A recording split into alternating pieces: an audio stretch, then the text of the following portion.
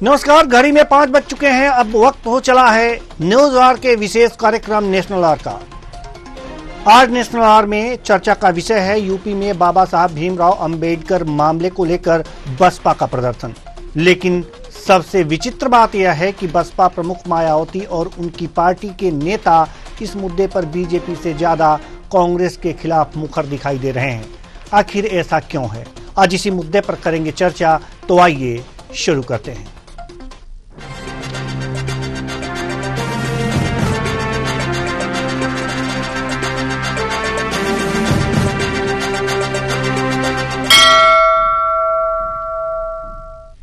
संविधान निर्माता बाबा साहब डॉक्टर भीमराव अंबेडकर को लेकर गृहमंत्री अमित शाह के बयान पर सियासी घमासान मचा हुआ है। कांग्रेस इसके खिलाफ देश भर में अंबेडकर सम्मान मार्च निकाल रही है। कलेक्ट्रेट पहुंचकर राष्ट्रपति को संबोधित गृह मंत्री के इस्तीफे की मांग का पत्र सौंप रही है। कांग्रेस अंबेडकर के सम्मान में मैदान में उतरी तो मायावती की अगुवाई वाली बसपा भी मैदान में उतर आई। बसपा प्रमुख मायावती ने खुद जिला मुख्यालयों पर शांतिपूर्ण विरोध प्रदर्शन का ऐलान कर दिया। मायावती ने भी दिन वही चुना जो कांग्रेस ने ऐलान किया था। ऐसे में बसपा नेता केंद्रीय गृह मंत्री अमित शाह के बयान के विरोध के साथ साथ कांग्रेस और अरविंद केजरीवाल पर भी हमला बोलते नजर आए।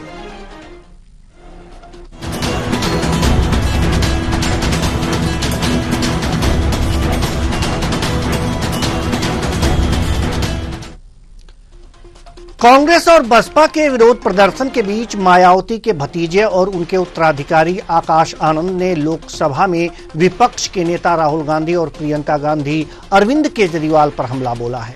आकाश आनंद ने एक्स पर पोस्ट करते हुए कहा है कि पहले गृह मंत्री ने संसद में उनका अपमान किया और फिर राहुल गांधी प्रियंका गांधी ने हमारी नीली क्रांति को फैशन शो बनाया और उसके बाद अरविंद केजरीवाल ने बाबा साहब की शव से छेड़छाड़ की।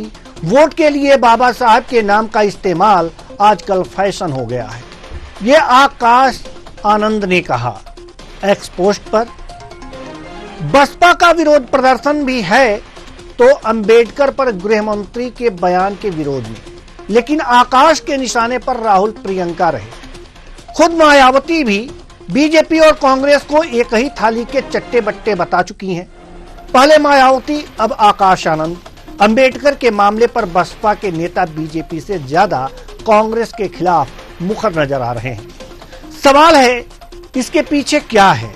क्या बसपा अपने खिसकते जनाधार को बचाने के लिए ऐसा कर रही है, या फिर यह चंद्रशेखर आजाद की आजाद समाज पार्टी के बढ़ते प्रभाव का असर है, या फिर दलित वोट कांग्रेस की ओर शिफ्ट होने का डर? आखिर क्या कारण है? इन्हीं कारणों की खोज का आज हम प्रयास करेंगे और इसी पर हम चर्चा करेंगे। लेकिन इससे पहले हम चर्चा करें, आइए कांग्रेस नेताओं ने क्या कुछ कहा है और उत्तर प्रदेश के सीएम योगी आदित्यनाथ ने क्या कुछ कहा है। आइए सभी के बयान पहले सुन लेते हैं।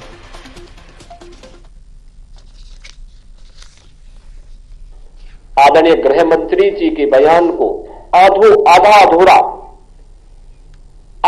अधूरा मीडिया के सामने प्रस्तुत करके उसके नाम पर किस प्रकार से अपनी राजनीतिक रोटियां इनके द्वारा सेकी जा रही है, किस तरीके से समाज को गुमराह करने का कार्य किया जा रहा है।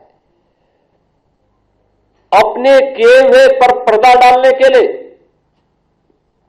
इनके द्वारा लगातार इस शरारत की जा रही है। इन लोगों ने अपने कालखंड के दौरान, अपने कार्यकाल के दौरान बाबा साहब भीमराव अंबेडकर सामाजिक न्याय के पुरोधाओं और महापुरुषों, दलितों और वंचितों के प्रति जो विद्वेष की भावना इन लोगों के मन में थी, ये आज भी उस प्रकार का आचरण लगातार कर रहे हैं। देखिए, ये वो लोग हैं जिन्होंने महात्मा गांधी को गोली मारी और फिर माफ़ी नहीं मांगी। यही वो लोग हैं जो डॉक्टर अंबेडकर का अपमान कर रहे हैं तो इनसे माफ़ी की उम्मीद नहीं करनी चाहिए लोगों को। ये लोकतंत्र और संविधान के विरोधी लोग हैं। अपनी तानाशाही और पूर्ववर्ती जो व्यवस्थाएं थी उनके अनुकूल देश चलाना चाह रहे हैं। वो चाहते हैं कि बाबा साहब ने जो गैर बराबरी के खिलाफ इस देश में आंदोलन खड़ा किया था वो आंदोलन खत्म हो, लोग बाबा साहब को भूलें। और ये इनकी बड़ी भूल साबित हुई है। इनको ये अनुमान नहीं था कि देश में कई करोड़ लोग बाबा साहब के अनुयायी अभी भी उनके लिए जीते और मरते हैं। कांग्रेस पार्टी की ओर से आज बड़ा प्रदर्शन हुआ है पूरे देश के अंदर। सड़कों पे हजारों की तादाद में लोग आए, महिलाएं आए, नौजवान आए, बुजुर्ग आए हैं। देखिए, ये इसकी हम लोग विवश निंदा करते हैं बहुजन समाज पार्टी के सारे यहाँ जो बैठे लीडर कि बाबा साहब कैसा नहीं है। बाबा साहब ने अपार संघर्ष के बाद, क्योंकि 1956 में बाबा साहब ने आगरा में बोला था कि मैं इस आंदोलन को और आपके हक और हकूक़ को बहुत तकलीफ, बहुत कष्ट के साथ में यहाँ तक लेकर आया। तो इसको अगर आप आगे न बढ़ा सके तो यही छोड़ दीजिए। तो हम लोग आगे बढ़ाने, उनकी विचारधारा को आगे बढ़ाने वाले लोग हैं और बाबा साहब का अपमान तो किसी भी सूरत में बर्दाश्त नहीं कर सकते। तो बाबा साहब का अपमान किसी भी सूरत में बर्दाश्त नहीं किया जाएगा। कांग्रेस ने आज प्रदर्शन किया और त्यागपत्र केंद्रीय गृह मंत्री के त्यागपत्र सौंपने की मांग की, कलेक्ट्रेट में जाकर के ज्ञापन दिया। साथ ही साथ ये बीएसपी भी इसी दिन यानी आज ही के दिन इन्होंने भी अपना प्रदर्शन किया। ये तस्वीरें हम आपको वीन के माध्यम से दिखा रहे हैं कि ये तस्वीरें ये जगह जगह की हैं। उत्तर प्रदेश के रायबरेली में, हरदोई में, कासगंज में, लखनऊ में, हाथरस में, बस्ती में, ये हर जगह। ये तो कुछ जिलों की तस्वीरें हैं, लेकिन ये हर जगह उत्तर प्रदेश में बसपा ने भी अपने प्रदर्शन किए हैं और ज्ञापन सौंपे हैं।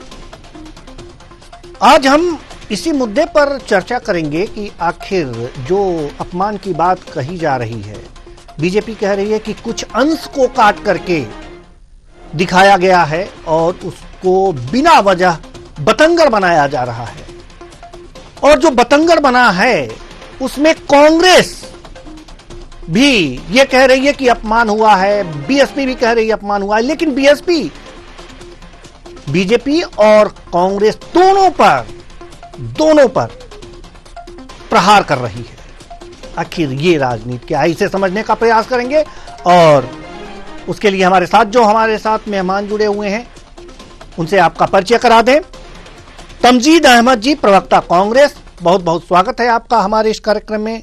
सलीम अंसारी जी, पूर्व सांसद बीएसपी, आपका भी बहुत बहुत स्वागत है हमारे इस कार्यक्रम में।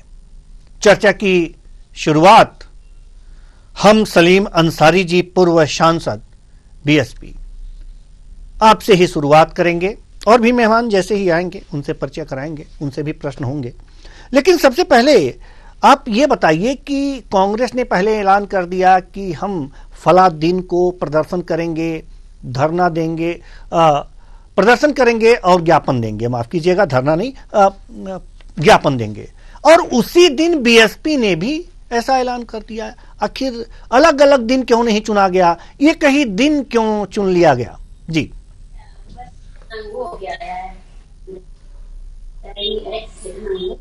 देखिए, हमारे समाज पार्टी की नेता बहन कुमारी मायावती जी ने ये तय किया कि हम 24 तारीख को धरने के माध्यम से हम ज्ञापन देने का काम करेंगे। कांग्रेस ने सिर्फ ज्ञापन देने के लिए कहा, सपा ने ज्ञापन देने के लिए कहा, लेकिन हमारी नेता बहन कुमारी मायावती जी ने इस गंभीरता को समझा। इसलिए कि जो हमारे बाबा साहब के अनुयायी हैं, बहुजन समाज पार्टी के कार्यकर्ता हैं, वो मर्माहित हुए हैं अमित शाह के इस बयान से।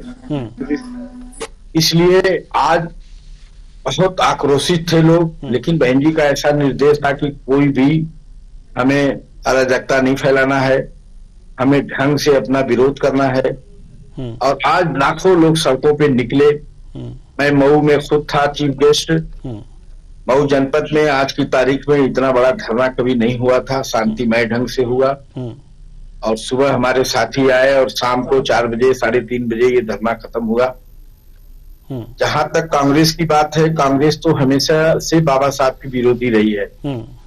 आपको याद होगा जब देश से अंग्रेज जा रहे थे तो एक सब उन्होंने कहा कि भाई कैसे आप देश चलाएंगे, तो बाबा साहब ने कहा कि हम 24 घंटे में एक रफ आइडिया बना के आपको देते हैं। और संविधान सभा में फिर ये अंग्रेजों ने कहा कि भाई जिनको संविधान सभा में जाना वो चुनाव जीत के आएंगे। और जब बाबा साहब महाराष्ट्र से चुनाव लड़ने के लिए मन बनाया और लड़ने गए तो यही कांग्रेस पार्टी के लोगों ने उनके निजी सचिव कल जोसकट को तोड़ करके उनके खिलाफ चुनाव लड़वाया। दुर्भाग्य है कि बाबा साहब चुनाव हार गए। मैं तो धन्यवाद करना चाहता हूं मुस्लिम समाज के उस बेटे खलीकुज्जमा साहब को जो पश्चिमी बंगाल के 16 सीट से चुनाव जीते थे। उन्होंने कहा नहीं, मैं रिजाइन करता हूं क्योंकि मेरा संविधान सभा में रहना उतना जरूरी नहीं जितना कि डॉक्टर भीमराव अंबेडकर जी का। उन्होंने अपनी सीट से इस्तीफा दिया और बाबा साहब ने वहां पर्चा भरा और सर्व समाज के लोगों ने, दलित समाज, वंचित समाज, मुस्लिम समाज के लोगों ने बाबा साहब को वहां चुनाव जितवा के देश की संविधान सभा में भेजा। और बाबा साहब ने एक ऐसा आईन, एक ऐसा कानून इस देश को बना के दिया जो आज अगर वो कानून और वो सभा नहीं होता तो अमित शाह न देश के गृह मंत्री होते न मेरे जैसा सालिम अंसारी एक बुनकर समाज का बेटा राज्यसभा का मेंबर होता। मैं धन्यवाद बहन जी को करना चाहता हूं कि मुझ जैसे एक गरीब बुनकर समाज के बेटे को राज्यसभा में भेजा। 6 साल मैंने वहां दलित, शोषित, कमजोर बुनकर समाज के लोगों की बात किया। तो ये है कांग्रेस का चरित्र। जी, कांग्रेस का ये चरित्र पर भी आपने बात की और अमित शाह जी के भी बयान पर आपने खेद प्रकट किया। एक तरह से कहा सकता है कि अपनी नाराजगी प्रकट की। तमजीद अहमद जी, रोष अमित शाह के खिलाफ ही नहीं कांग्रेस के खिलाफ भी है बसपा का, जैसा कि अभी सलीम अंसारी जी ने ये बातें कही हैं। कांग्रेस ने बाबा साहब को हराया, 92 में हराया, फिर दूसरा जो चुनाव हुआ 1994 में उसमें हराया कांग्रेस से। कांग्रेस के हाथों हार मिली।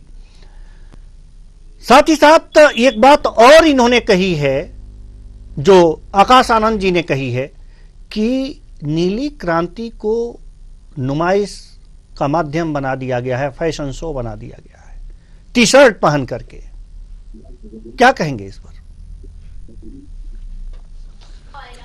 नमस्कार जी नमस्कार। हम रोकना चाहेंगे, थोड़ी देर के लिए रोकना चाहेंगे। हमारे साथ शिव सिंह भाटी जी, प्रवक्ता बीजेपी, जुड़ चुके हैं। बहुत बहुत स्वागत है आपका हमारे इस कार्यक्रम में। चर्चा की शुरुआत हो चुकी है और बारी जो है वो तमजीद अहमद जी, प्रवक्ता कांग्रेस की है। इसके बाद हम आपके पास आएंगे। जी अहमद साहब, अपनी बात रखिए। जी देवेंद्र जी नमस्कार। देखिए, बात समझिए, ये लड़ाई बहुत बड़ी है। इसे हम लोग बसपा और कांग्रेस और समाजवादी पार्टी या इसमें इस खांचे में डाल के नहीं देखना चाहिए। मैं तो मायावती जी ने जो आज प्रदर्शन किया उनकी पार्टी ने, तो हम लोग तो उनका स्वागत करते हैं कि देर से ही सही लेकिन वो लोग कम से कम मैदान में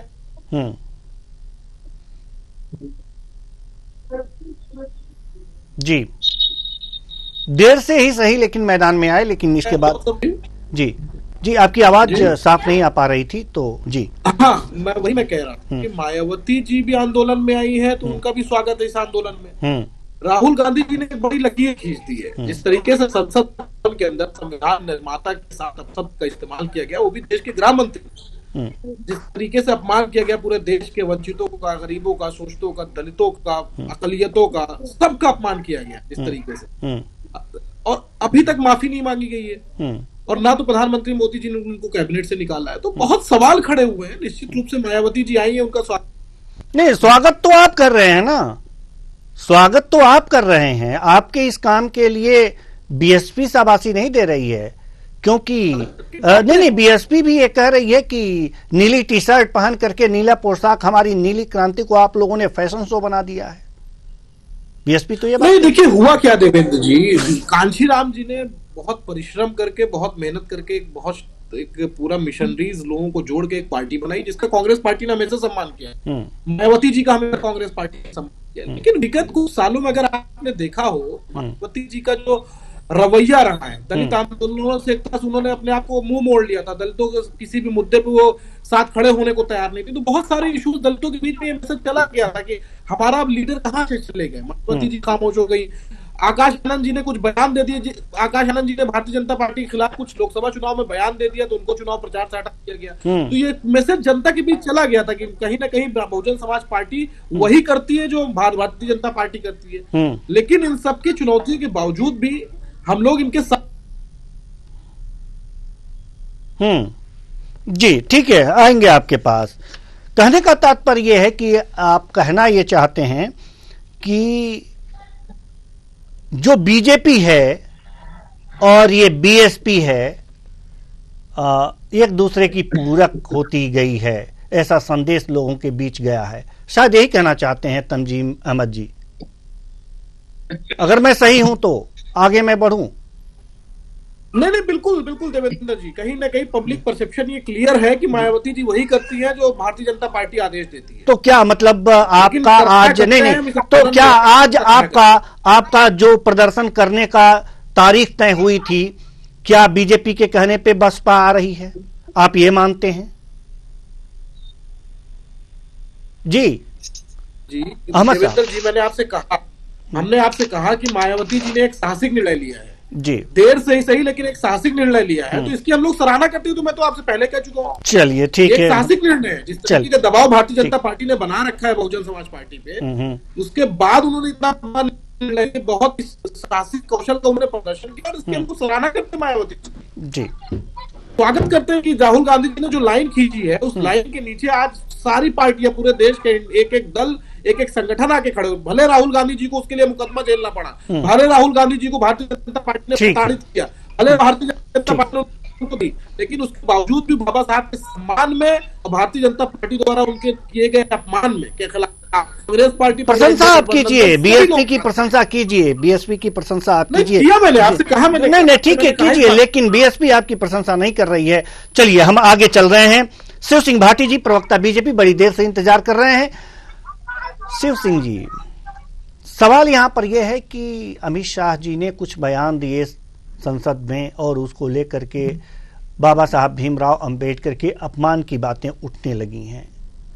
बीजेपी कह रही है कि कुछ अंश को बस सुनाया जा रहा है, पूरे वाक्य, पूरे सेंटेंस, पूरे नहीं बताए जा रहे हैं। क्या स्थितियां हैं? बाबा साहब भीमराव अंबेडकर जी को लेके पूरा देश भावनात्मक रूप से जुड़ा रहता है। और जहां तक अमित शाह जी की बात है, तो अमित शाह जी ने जो भी बयान दिया, जिस परसेप्शन में दिया, उनके एक भाग को काट के विपक्ष द्वारा चलाया गया, क्लिप काट के विपक्ष द्वारा एक नैरेटिव बनाने का जो काम किया जा रहा है। लेकिन आप यकीन मानिए कि जिन लोगों ने भी अमित शाह जी का पूरा बयान सुना है, तो उन्होंने कांग्रेस पर तंज कसते हुए बाबा साहब भीमराव अंबेडकर जी का नाम लेकर वो बयान दिया था। और आप अगर उसको पूरा सुनेंगे तो उसका पूरे बयान का सार निकलेगा। और जहां तक आज की घटना की, आज की जो कांग्रेस आंदोलन कर रही है, बीएसपी भी आज आंदोलन में उतरी है। बहुजन समाज पार्टी के जो नेता के बारे में तंजीब जी भी कह रहे थे, वो प्रदेश की मुख्यमंत्री रही हैं और बड़ी ताकतवर मुख्यमंत्री रही हैं। वो किसी का दबाव, किसी के प्रेशर में आके काम करने वाली नहीं। दूसरी बात, इनके साथ समाजवादी पार्टी गठबंधन करती है और प्रतीक के रूप में समाजवादी पार्टी के लोग बाबा साहब भीमराव अंबेडकर का एक प्रतीक बनाकर, एक व्यक्ति को ड्रेस पहनाकर, संविधान पकड़ाकर और दिखाकर उन्होंने चुनाव में वोट मांगने का काम किया। तो वोट बैंक की राजनीति कौन करता है?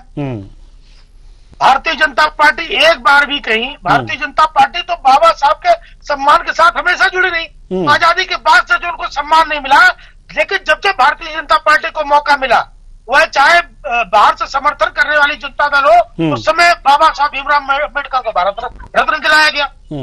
आज बाबा साहब के नाम पर पंच तीर्थ बनवाए गए और उनको राष्ट्रीय स्मारक घोषित किया गया। यही समाजवादी पार्टी और कांग्रेस इंडिया अलायंस के गठबंधन में जो ये लोग शामिल है, एक थाली के चट्टे बट्टे हैं। एक जिले का नाम रमाबाई नगर रख देते हैं तो इनकी भावनाएं हाथ हो जाती हैं। कन्नौज में मेडिकल कॉलेज का नाम बाबा साहब भीमराव अम्बेडकर जी के नाम पर रख देते हैं तो इनकी भावनाएं हाथ होती हैं। तब इनको दलित शोषित वंचित जो एक लंबी लाइन है, इन्होंने एक लंबी लाइन रट ली है, दलित शोषित वंचित, कथनी और करनी में इनके अंतर है। उस जिले का इन्होंने तुरंत नाम बदला। कन्नौज में जो बाबा साहब भीमराव अम्बेडकर जी का जो बोर्ड लगा था, उस बोर्ड को इन लोगों ने उखाड़ के और उसके साथ बदतमीजी करने का काम किया। तो ये जो आज दलितों के हितैषी बनने का काम कर रहे हैं, तो ये अपने गिरेबान में झांक ले कि पूर्व में लोगों ने बाबा साहब के साथ या बाबा साहब के अनुयायियों के साथ किस तरह के कृत्य किए और आज किस मुंह से ये बाबा साहब भीमराव अम्बेडकर के बचाव में उतरने का काम कर रहे हैं। ये जो एक नैरेटिव 2027 का बनाने के लिए लोग उतरे हैं, मुझे लगता है कि 2027 तक इनको कुछ मिलने वाला नहीं है। और जहां तक अमित शाह जी के बयान की बात है, तो ये टीवी चैनल है, अगर उनका पूरा बयान चलाया जाएगा तो स्थिति स्पष्ट हो जाएगी। जी सलीम अंसारी जी, पूर्व सांसद बीएसपी, हम आपके पास आना चाहते हैं। बीजेपी कह रही है कि पूरा बयान नहीं चलाया जा रहा, विपक्षी पार्टियों ने छोटे से क्लिप काट करके एक अपना नैरेटिव सेट कर दिया है, उसी पर विरोध प्रदर्शन किया जा रहा है। जी उन्होंने ये वक्तव्य दिया है, एक सत्य वहां कोई काट नहीं सकता, सारा आम रिकॉर्ड में रहता है। ये कहना कि तोड़ मरोड़ के या काट के खाया जा रहा है, ये गलत बात है। उनको शर्मिंदा होना चाहिए, अमित शाह को शर्मिंदा होना चाहिए। और अमित शाह अगर इस्तीफा नहीं देते हैं तो प्रधानमंत्री माननीय नरेंद्र मोदी जी को कहना चाहिए कि भाई आप इस्तीफा दो। इतना बड़ा आप वो समझ नहीं पा रहे, हल्के में ले रहे हैं। देश में करोड़ों दलित समाज, शोषित समाज जो बाबा साहब को अपना भगवान के रूप में मानता है, माइनॉरिटी के लोग भी बाबा साहब का आदर्श इज्जत सम्मान करते हैं कि उन्होंने देश के संविधान में ऐसी व्यवस्था दिया, इसमें तमाम जाति मजहब के लोगों को आज सम्मान मिल रहा है, तो संविधान की वजह से मिल रहा है। ये गलत बात कर रहे हैं। और बीएसपी तो हमेशा, मैं तो माननीय बहन जी का धन्यवाद करना चाहता हूँ, फौरन उन्होंने प्रेस कॉन्फ्रेंस में करके और ए से लेके जेड तक बता दिया, बीजेपी को भी नंगा किया, कांग्रेस को भी नंगा किया। सिर्फ मुंह से कहते हैं, लेकिन बाबा साहब के प्रति इन लोगों का व्यवहार ठीक नहीं रहता। आज ये टिप्पणी अमित शाह की आई है, तो माननीय बहन जी के अनुयायी और बहुजन समाज पार्टी के मानने वाले और बाबा साहब के अनुयायी आज जिस तरह रोड पे निकले हैं, तो अमित शाह और भारतीय जनता पार्टी के होश ठिकाने लग गए हैं। और मैं समझता हूँ कि ये आक्रोश जो है ना, अभी इतना आसानी से ठंडा नहीं होगा। हम दूसरे चरण का माननीय बहन जी का इंतजार कर रहे हैं कि अगला उनका कदम क्या होगा। अगर अमित शाह इस बात का पश्चाताप नहीं करते हैं और सार्वजनिक माफी नहीं मांगेंगे, तो ये निश्चित तौर पे हम दूसरे चरण का इंतजार करेंगे। माननीय बहन जी जिस दिन ऐलान करेंगी, तो इससे और उग्र प्रदर्शन होगा, इससे और उग्र धरना प्रदर्शन होगा, इससे बड़ी बात हो जाएगी। इसलिए अभी जल्दी है, सवेरा है, इनको चाहिए कि अपने वक्तव्य को वापस लें और माफी मांगे बाबा साहब के अनुयायियों से कि हाँ मुझसे गलती हो गई। तो मैं समझता हूं कि आंदोलन रुकेगा नहीं, आंदोलन इतनी आसानी से रुकने वाला नहीं है। चलिए तमजीद अहमद जी, हम आपके पास आना चाहेंगे। सवाल ये है कि बाबा साहब के सम्मान की चिंता, बीजेपी ऐसा कह रही है, कई नेता कह चुके हैं कि कांग्रेस बहुत ज्यादा कर रही है आजकल, लेकिन शुरुआती दिनों में उनको पटखनी देने, लोकसभा में न पहुंचने के लिए सारे प्रयास करने का काम कांग्रेस ने ही किया।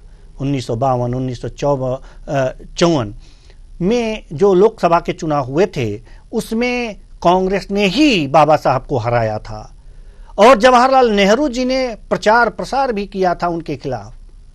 तो क्या यह सम्मान की बात नहीं थी? उनके सम्मान को गिराने की बात नहीं थी?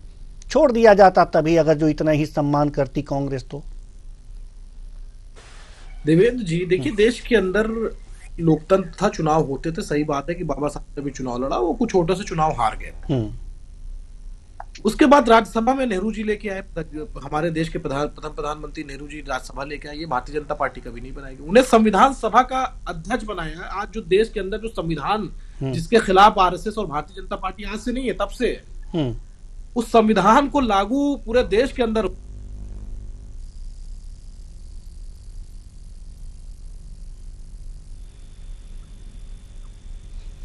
चलिए तमजीद अहमद जी, आप की आवाज हम तक नहीं पहुंच पा रही है, शायद नेटवर्क प्रॉब्लम है, आपके तरफ नेटवर्क नहीं है।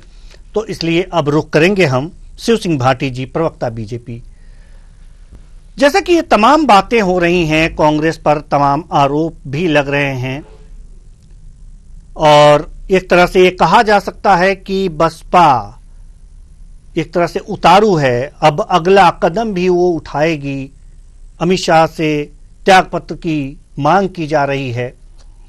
भले ही मतभेद हो कांग्रेस और बसपा में, लेकिन वोटों की राजनीति है, लेकिन मतभेद होने के बाद भी अमित शाह के त्यागपत्र पर दोनों पार्टियां अड़ी हुई हैं। अगला कदम भी उठ सकता है, जैसा कि अभी सलीम अंसारी जी कह रहे थे कि मायावती जी जैसे ही कोई अगला कदम उठाएंगी, बोलेंगी, हम लोग उनके पीछे चल देंगे, उनकी बातों का अनुसरण करेंगे। तो ये मामला कुछ बढ़ता हुआ दिख रहा है। इसे शांत करने का उपाय क्या बीजेपी के पास नहीं है? देखिए, विपक्ष के पास ऐसा कोई मुद्दा, आज 10 साल हो गए पूरे सरकार को, और पुराने 10 सालों में और अभी वर्तमान में जो सरकार संचालित हो रही है, एक मुद्दा इनके पास ऐसा नहीं आया जिससे सरकार को घेरे, जिससे सड़क पर उतर सके। मैंने फिर कहा कि बाबा साहब के नाम पर, चाहे वो लोकसभा का चुनाव और चाहे अभी वर्तमान में जो ये बयान, अमित शाह जी के बयान को लेकर ये राजनीति करने पर उतरे हैं, इनको लोकसभा में चूंकि सीटें उन्होंने अर्जित कर ली बाबा साहब के नाम पर, संविधान के नाम पर, आरक्षण के नाम पर, लेकिन जैसे उपचुनाव हुए, उपचुनाव में इनके हाथ क्या लगा? पहली बार बसपा चुनाव लड़ने आई थी, समाजवादी पार्टी की स्थिति क्या हुई? तो ये सिर्फ चुनावी लाभ के लिए बाबा साहब का नाम लेते रहे हैं और बाबा साहब का नाम लेते हैं। और यही बसपा है। समाजवादी पार्टी के कितने बयान, आजम खान ने क्या कहा? आजम खान के बयान को दोहराना चाहिए कि जहां उंगली करके खड़े हैं वो प्लाट हमारा है, बाबा साहब इशारा करते हैं, उनके साथ गठबंधन करके ये चुनाव लड़ने आए। कब बसपा को अपमान और सम्मान की चिंता नहीं थी बाबा साहब के? लेकिन अब चूंकि वर्तमान परिदृश्य में इनके हाथ में कोई ऐसा मुद्दा नहीं है जिससे सरकार को घेरे, तो चूंकि पूरा देश, दलित शोषित वंचित समाज हो चाहे वह अगला समाज हो, बाबा साहब का सम्मान सभी लोग करते हैं क्योंकि उन्होंने इस देश को संविधान दिया। तो इस कारण क्या है कि एक नैरेटिव बनाने का काम करेंगे, बाबा साहब का नाम लेकर फिर आएंगे और बाबा साहब के अपमान की बात करते हुए फिर से दोबारा हम सत्ता हासिल करेंगे। तो यह जो ख्वाब ये लोग देख रहे हैं, तो मुझे लगता है कि इनको वहां कुछ हासिल होने वाला नहीं है। भारतीय जनता पार्टी बाबा साहब के सम्मान के साथ हमेशा रही है और बाबा साहब के सम्मान की बात करती है, दलित शोषित वंचित समाज की बात करती है, पंक्ति के अंतिम में खड़े व्यक्ति की चिंता करने का काम करती है। तो भारतीय जनता पार्टी पर यह जो भी आरोप लगा रहे हैं वो एक बयान है। वह मैं तो कह रहा हूं कि पूरा क्लिप चला देंगे तो 2 मिनट में पानी का पानी, दूध का दूध हो जाएगा।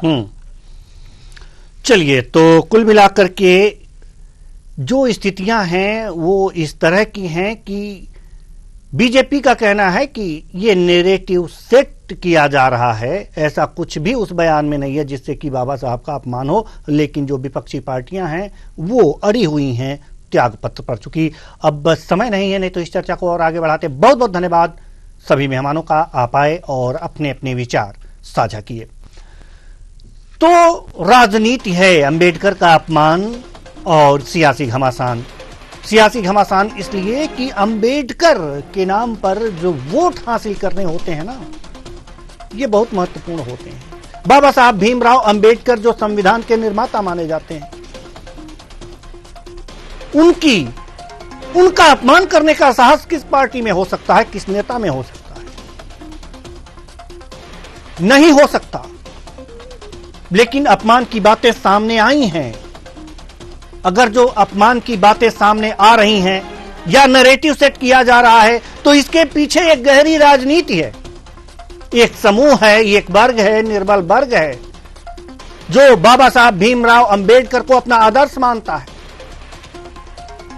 और जो पार्टी इनका सम्मान करेगी, जो पार्टी उनकी नजर में लगेगा कि बाबा साहब का सम्मान करती है, वो उनके साथ हो लेते हैं, निर्विघ्न, निश्चल होकर के। और इसी निश्चलता का परिणाम है कि आज इस तरह के नैरेटिव सेट किए जा रहे हैं। तो क्या ये जो नैरेटिव सेट किया जा रहा है विपक्ष के द्वारा, विपक्षी पार्टियों के द्वारा, राजनीतिक दलों के द्वारा, क्या इसमें ये लोग कामयाब हो जाएंगे? क्या बीजेपी इस पर चारों तरफ से जो घिरती नजर आ रही है, क्या इस चक्रव्यूह को तोड़ पाएगी? ये तो आने वाला समय ही बताएगा। फिलहाल इस कार्यक्रम में इतना ही। मुझे दीजिए इजाजत। नमस्कार।